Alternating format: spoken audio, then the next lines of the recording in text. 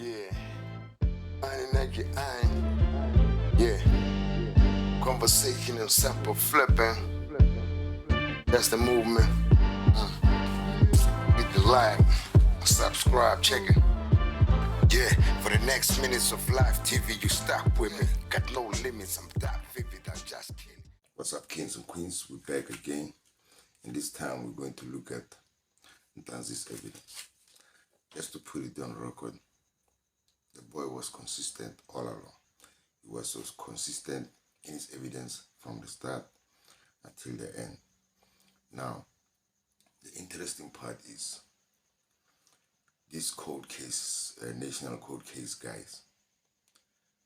I don't know what type of job are they doing, because they first came to Ntanzi and they say they were looking for a name of a different guy. Now, when that guy explained it was not him, they demanded his ID. When they got his ID and established it was not the guy we were looking for, they went on and still kept him. They went with him, arrested him, they took him to a dentist, still found out that he had no gold tooth. They still kept him. Then they went to his employment and found out that still that he was on leave as he had claimed. They still kept him. Now, when things like this are happening and when they keep presenting evidence that's contradicting itself, for example, when Mohane said, first he was asked about the Albertine stop and all those other stops like the Ring Road stop and the stops at the police stations, like Morocco police stations just before he went there, and the other stop that they made when they were going to Cocaine police station, right, from Morocco police station. He kept, at the first instance, when he was testifying, he said he doesn't know about those places. He didn't stop there. Mohane was Khan. He was saying, Khan. That's what literally means, I disagree. Now, you have to ask yourself, how could these people who are claimed to be the National Cold Case Unit, what type of evidence do they rely on if they have to arrest you? And you have to understand, there's no evidence here, but they still kept the guy. So this brings a lot of questions to mind. What's happening at the National Cold Case Unit, or what's happening at the Crime Intelligence? Now, as I was doing my search along the internet, I came across a certain PDF. This PDF was a complaint written by one of them, coming from inside, a guy named C. Kotie. Kotie is an African surname. Now this guy, it's evident that he was in the in team. He was in the inner circle, because he was mentioning a lot of things that are deep. I will put the link to the document, to that PDF, on the description of this video. Now, what I'm going to do, I'm going to read from my script so that I don't miss a lot. Basically, what this PDF is saying, it is accusing other brigadiers, generals, and other leaders there at the Crime Intelligence. They are being accused of defeating the ends of justice, corruption, assisting criminals to pursue their criminal activities. Now, if this is happening at the top, and there's a lot of backstabbing, blackmailing, extortion, and threats using cases. They will threaten you that they will open a case against you, and you just have to stop doing it. This is what's happening at the top.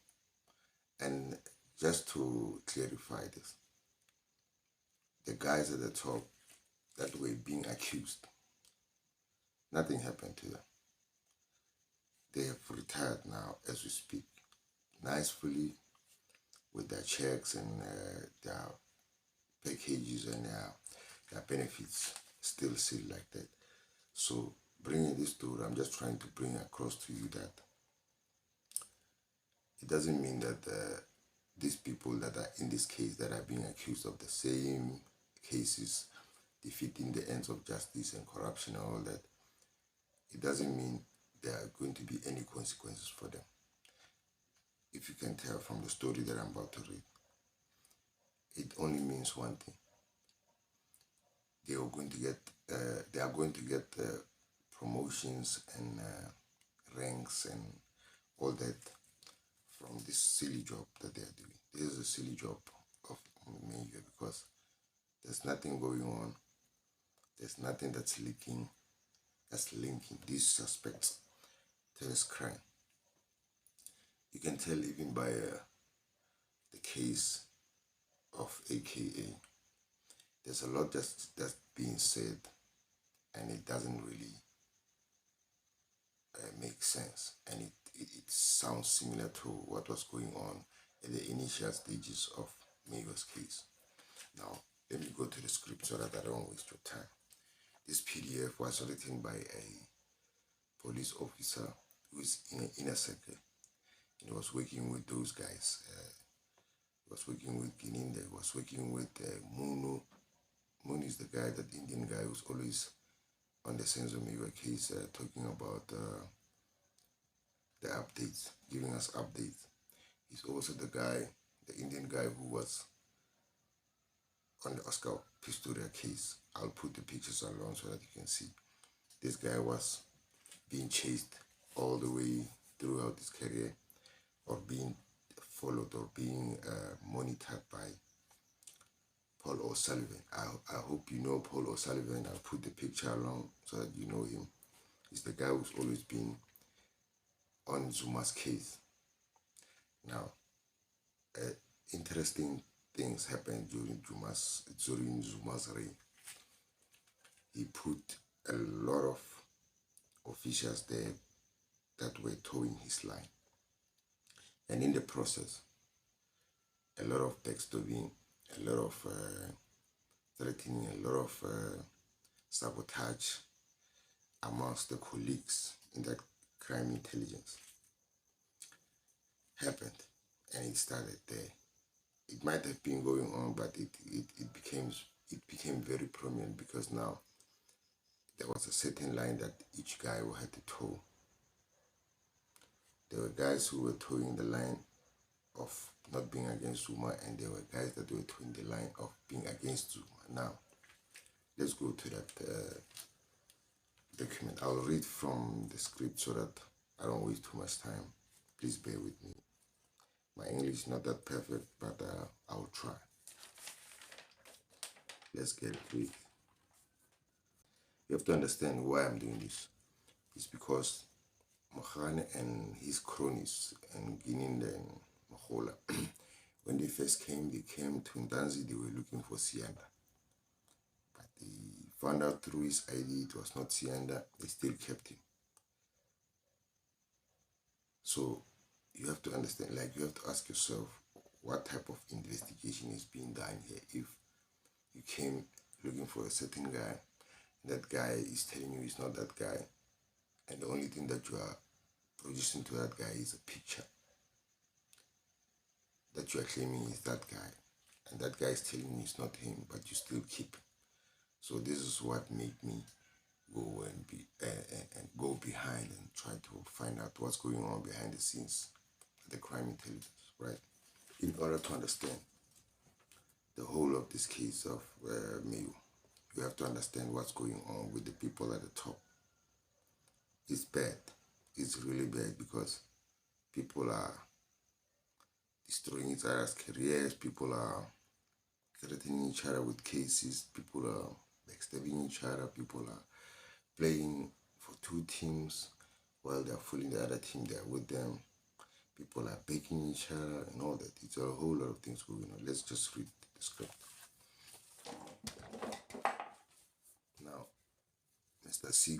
is a captain in the crime intelligence at the Home Office. at the head office, right? He's also attached his parcel there just to make it authentic. And this document is addressed to the IP man, which by then was Robert McBride, and then the DPCI judge, who was Judge Musa, right? This complaint was made against SAPS management and the crime intelligence, right? Who were the people who were being accused of these crimes? The leaders. It was the acting divisional commissioner, Mr. Makeli, and then the Major General Lekalaka, Brigadier Ntuli, Colonel Pitot, and others at the Crime Intelligence Unit.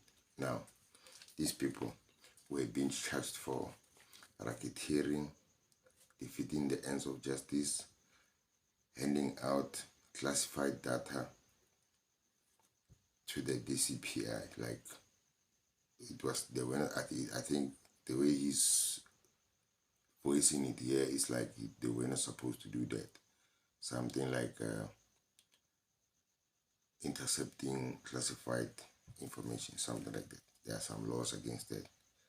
Now, these charges, they say they amounted to corruption, maladministration of justice, and the abuse of power.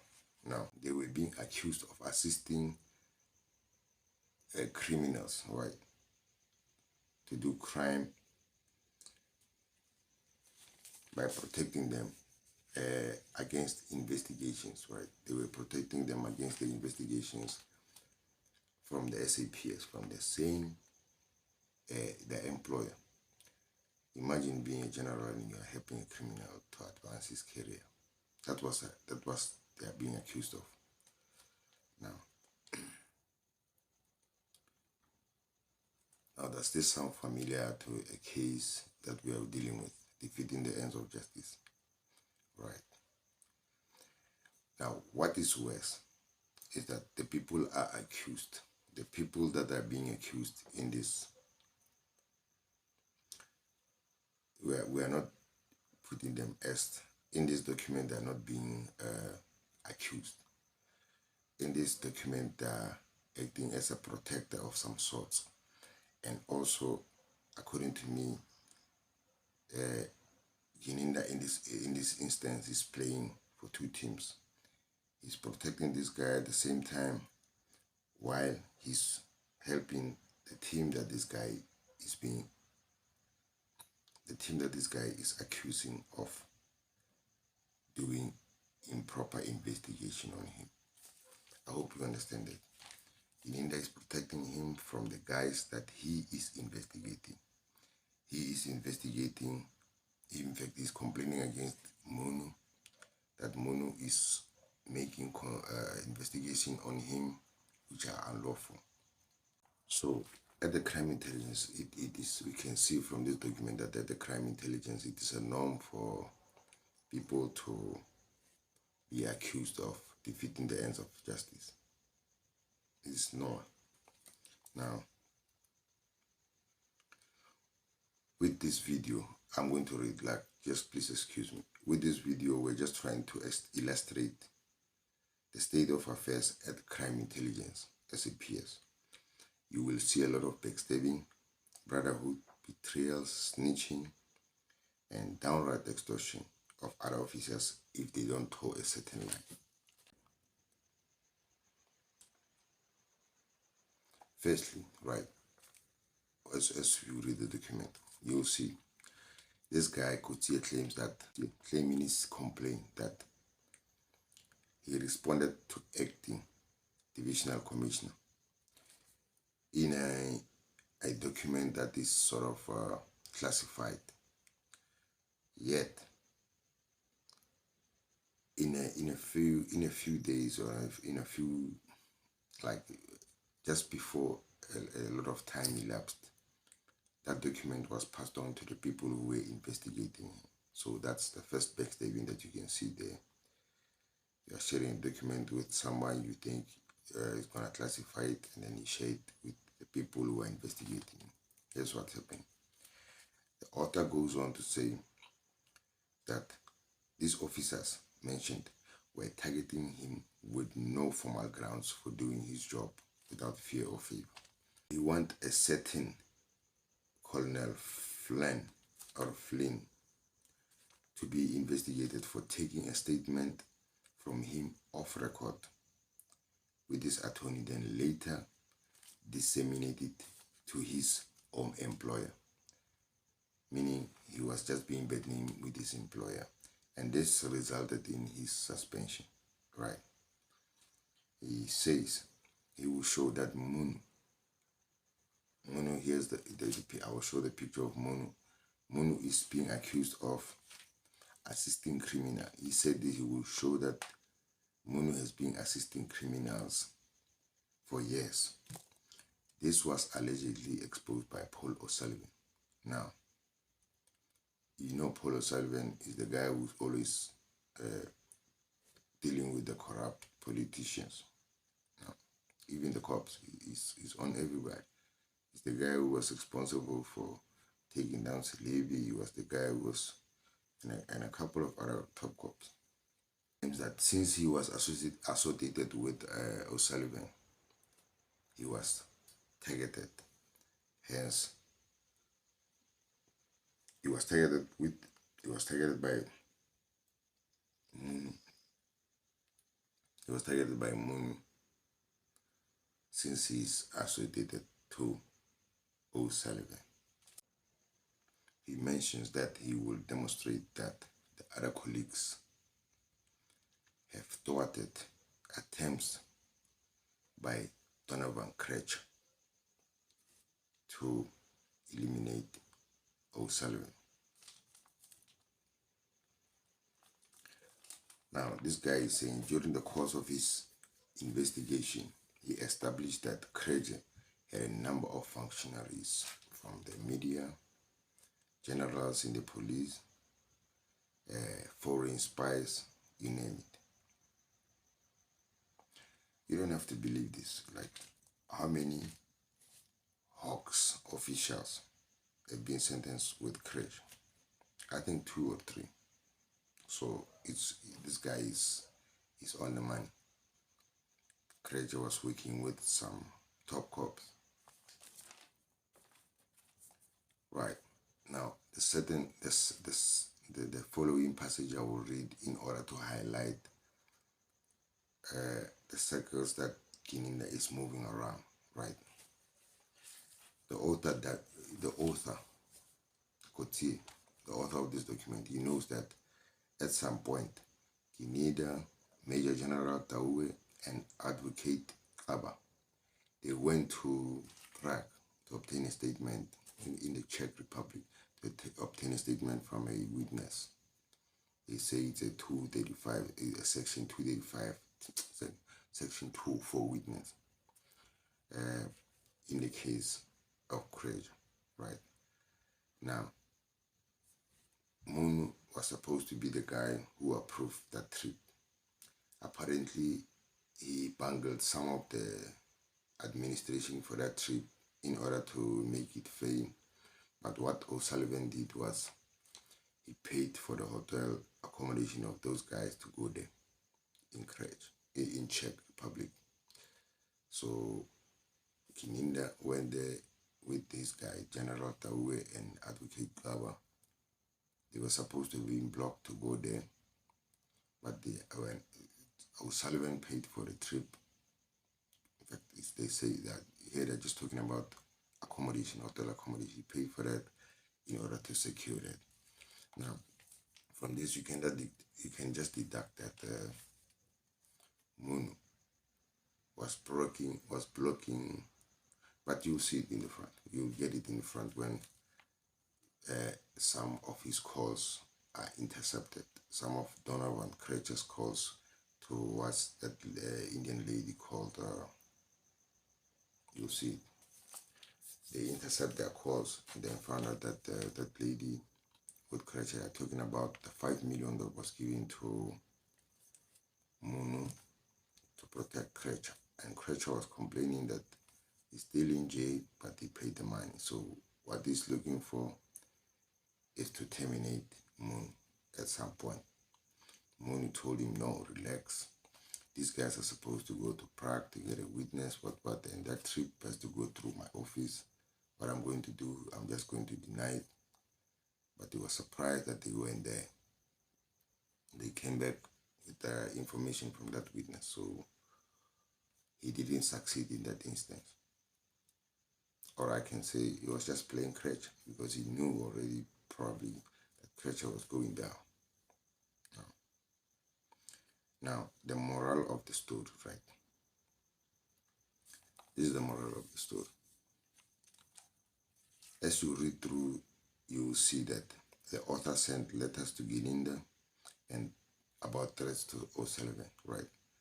And then later, Munu blocked Gininda from sending these letters.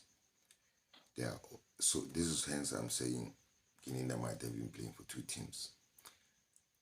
He sent a letter by this guy to send it to O'Sullivan, still keeps it because Munu is telling him no. So he's playing for two teams. He's helping this guy at the same time, or he's pretending that he's helping this guy while he's actually helping this guy. Right. Now, from there you can see that there are also SMS screenshots of Gininda sending these messages talking to Kotsi about why the letters were not sent. He's trying to explain it away, but according to me, I feel that he's playing for two teams. At that point, he was playing for two teams. This guy, Kotsi, probably just didn't see it. He just thought this guy was with him.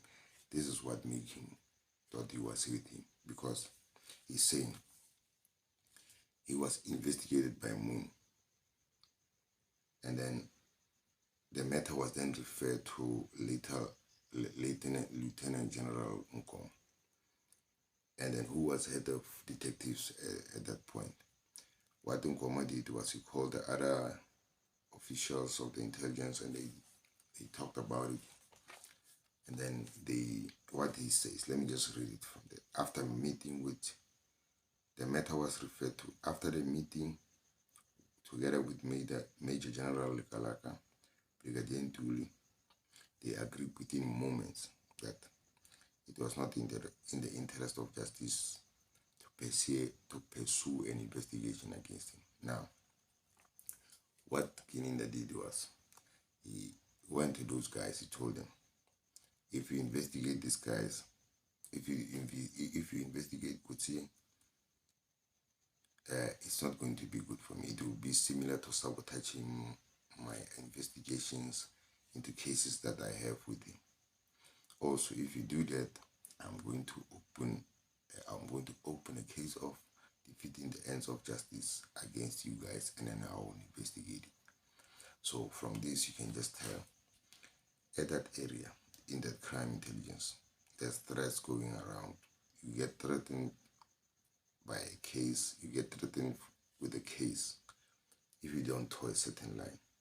What you have to do is you have to have some strong guy there at the top who will block anything that is happening to you in case there's an investigation against you. What they're doing here is nothing gets investigated.